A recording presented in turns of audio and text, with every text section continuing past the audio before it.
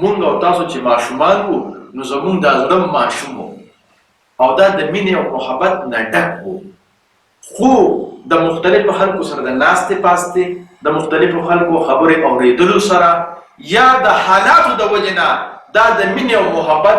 ډک زړه د نفرت نه ډک شو. نو ځکه خو عباسین صاحب وایي چې نفرتونه د حالاتو پیداوار دی، نفرتونه د حالاتو پیداوار دی، بې د مینې نه نور څه دي په انسان کې. نو دا د مینې نه ډک زړه نفرت نه ډک ولی شي؟ د مختلف حالاتو د وجې نه، د مختلف واقعاتو د وجې نه، د خلکو سره د ناستې پاستې د وجې نه. نو اوس که مونږ او تاسو لږ سوچ وکړو چې کله مونږ او تاسو ماشومان وو نو یو بل سره به لوبې کولې او د خاورو کورکي به مو جوړ کړي وو او خوشحالېدلو به، او چې ستړي به شو یو بل سره به روان شو او کورکي به مو بله مات کړه او بس کور ته به لاړو. خو کله چې به سبا شو نو مونږ نه به دا ایلو چې مونږ پرون جګړې کړې دي، بلکې شپه تېره قصه هېره،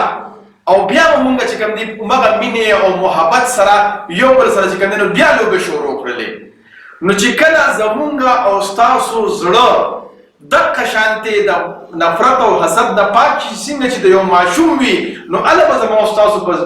ژوند کې سکون راځي او آرام به راځي. نو ځکه خو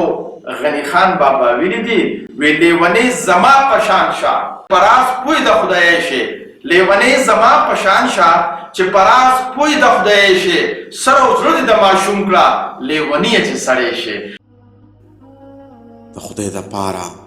پښتنو سانونو پیژنئ، ستاسو د پاره خو به ځان له پیغمبر نه راځي.